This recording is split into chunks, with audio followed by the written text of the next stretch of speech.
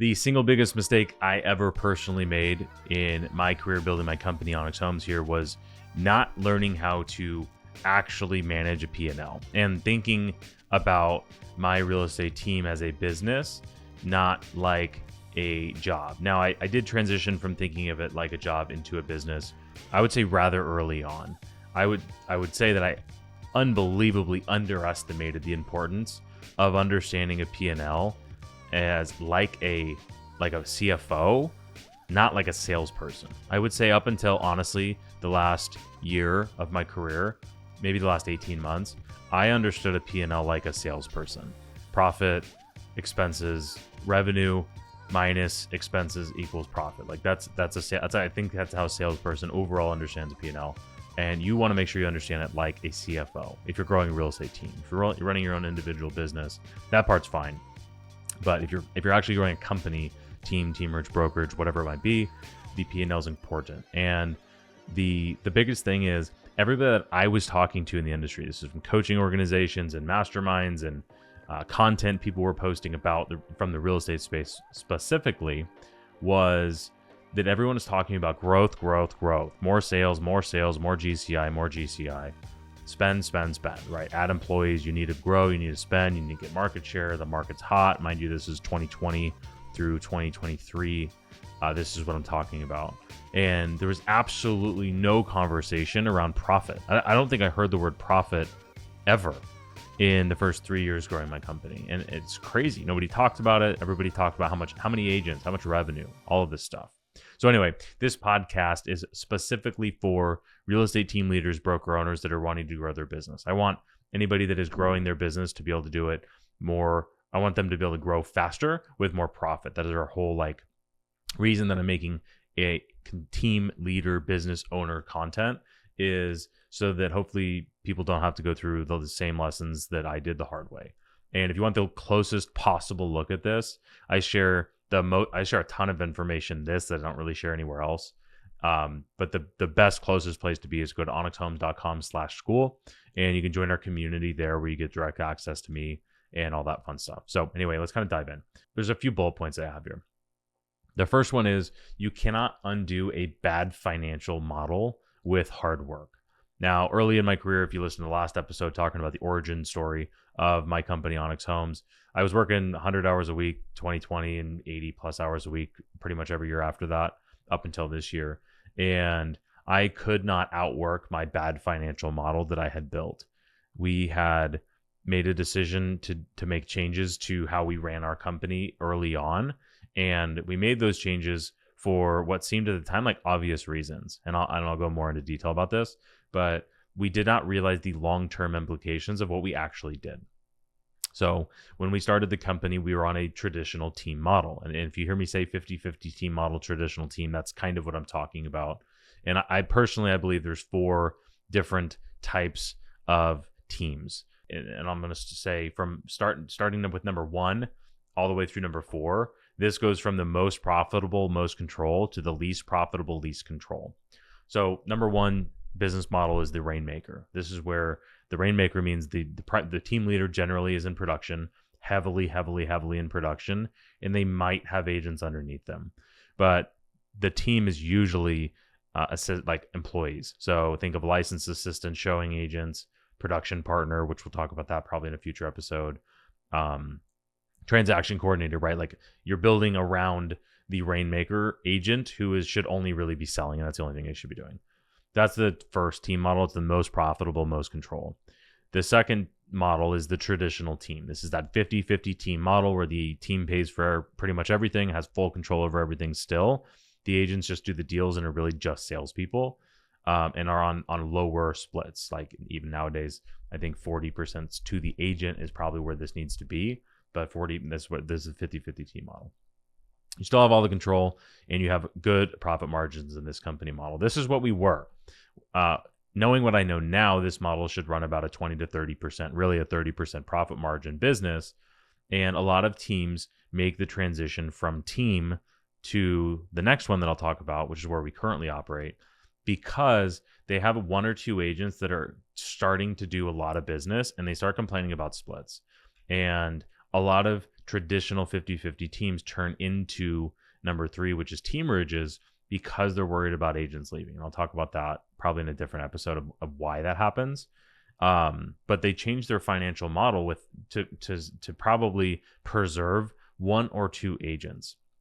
Now, if you have 4 agents on your traditional team and 1 leaves, that's 25. It's probably 25% of the revenue, which is a huge hit to the company, which it's understandable. And again, in hindsight, I understand why we made the decisions that we did, but we did not realize that by going from a traditional team to this teamerage model, which is where you're more like a brokerage, but you still have, I'll break this up into 2 things.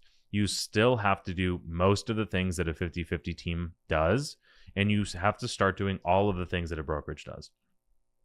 And this becomes incredibly expensive for the company, and your financial model, meaning your splits to the agents and what you pay for and what you don't, gets much worse on this gap. Now, the last model, number 4, is just the brokerage model, which the names of brokerages. There's capping model, there's 100% models, there's all these other things. But what I mean by the brokerage model is less of the actual brokerage, because you can run a team and have it be a brokerage model. So this is more of, you have no control and you have the least amount of profit. So like if you have a company and imagine everybody on your team is over 80% splits, that's a brokerage. They're probably running their own independent and individual businesses, and that's really the brokerage model. So those are the 4 different ones as I see it. And the absolute number 1 thing that cost me more money than I will ever understand or know is not understanding the financial change of moving from team to teamerage. Now, as I mentioned kind of in the intro, is understanding your P&L like a CFO and not a salesperson.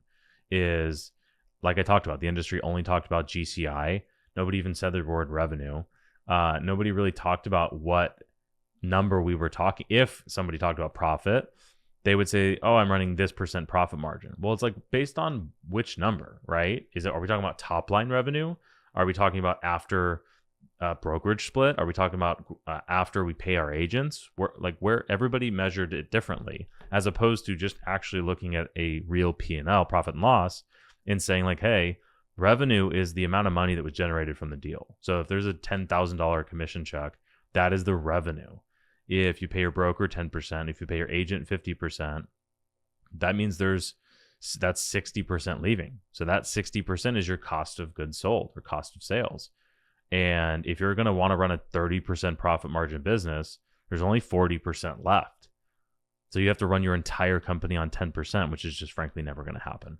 And these are the little tiny things that I wish I would have understood when we were growing our company. Because here's where most people are at on building a team, is they are still fully in production. And when you do a deal, you make very close to 100% of that deal. I'll just say 100% to make the math easy. Versus when you hand that deal off to a team member, you have to pay them. You have to still pay the broker, but let's say there's no broker, just to make it easy, is you make 100% if you do the deal. Versus if an agent does the deal, you do 50%. Meaning that if you want a 30% profit margin, you can only pay 20% for all your expenses, which again, that's going to be hard. That's the number 1 thing that people didn't understand. And for my personal company, we went from having 2 producing owners to 0 in a year. And that made where we were doing more revenue and making way less money incredibly painful, right? And it's because it's because I did not understand this. So your cost of goods sold is one thing I definitely want to touch on, because I didn't understand it, and I'm hoping you can learn from this for the future. Is your cost of goods sold includes your agent splits, which is your biggest expense in your whole company, your brokerage splits, which even if your brokerage split is being paid for by the agent, it's still leaving the company. So I don't care if you're paying it or the agent's paying it directly, but somebody's paying it and it's money being taken out of the deal. So look at it, even if the agents are paying for it themselves. Brokerage fees, same thing. If the agents are paying it, still, this is a cost of sale. And then referral fees. So for example, we run a lot of referral fee models. We're Zillow Flex, we use OpCity, HomeLight, FastX. I mean, you name it, we're on our referral partners. They take 40% off the top. So here's where the math really gets crazy. Is you take a referral fee, 40% off the top, there's 60 left. Now the agents, let's say, are on a 50% split. And so 50% of 60, you're paying them 30% of the deal basically, and you're left with 30 left to run your whole company on. If you want a 30% profit margin, that means you can't spend $1. Also not going to happen. Super, super difficult. So having referral model partners makes it almost literally impossible to run a 30% profit margin business. So just understanding these different things is incredibly important.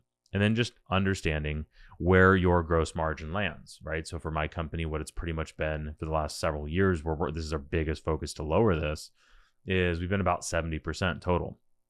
And that makes it impossible to have a 30% profit margin. And it makes it incredibly hard to even run a 10% profit margin. Our goal is to go from a 10% to a 20% profit margin over the next couple of years, but it's going to take a couple of years to fix those problems. And these were mistakes that I made 3 years ago that you could probably hear this in my voice. I'm hoping you don't make the same mistakes, or at least you can fix them faster based on me going through this over the last 3 years. And it's going to take me probably another 2 years to fully fix. And then your expenses. So this is something I learned in the last year that just made it easier to understand. Expenses really just break down into 3 simple categories. You have people, which is payroll. You have your marketing budget, and then you have operations. So you have people, which is obvious. You have whatever your payroll is, and contractors like VAs included in that. Next is marketing. And the third is your operations, which is the cost to run the company. Now, these are all should be looked at as a percentage of revenue. So top line revenue. So your marketing budget should be a percentage of your top line revenue. Now, most companies require 10% in each category. And the lower your gross margin is, the less your gross profit is per deal, the more you have to shrink these, meaning you can't spend as much money to grow the company. So the higher splits you offer to your company, the more referral fees you pay, it means the less money you can actually spend to grow the company and make it better. So those, again, are all different things that made it completely almost impossible for us to grow for a year or two if we wanted to make any profit. And I think there's times for you want to have more profit, and there's times where you want to have less profit in exchange for growth, because that is definitely like, if you're going to take more profits out of the company, you're probably not going to grow as fast. And if you need to take no profits out of the company, you can grow faster, right? So choosing the financial model, just to kind of wrap this in a bow, choosing the correct financial model for your company is probably it is absolutely the number one most important decision to make. And I don't know anybody I don't personally know anybody that has taken a lot of time deciding which financial model they want to go with. Almost everybody either copied somebody else, which is what we ended up doing, huge mistake, and we didn't understand why their model was the way it was, and it didn't make sense for us. Or 2, they just kind of make changes, and it ends up being their financial model. And a lot of people stick with the wrong one for way too long, which also was our fault as well. So kind of a pro tip here, and this is from somebody, I don't exactly remember who I heard this from, but this was the fastest way to get to $500,000 in profit is also not the fastest way. The same path is not the fastest way to get to $5 million in profit. So really understanding where you want to go in the long term is going to be a huge part of this. If you're looking to replace your income with your team, for example, and you need to have $500,000 in profit in order to do that, that business model would probably look very different than if you said, I want to make a business that generates $5 million in profit. Those businesses would probably look pretty different, and the path to get there would definitely look a lot different.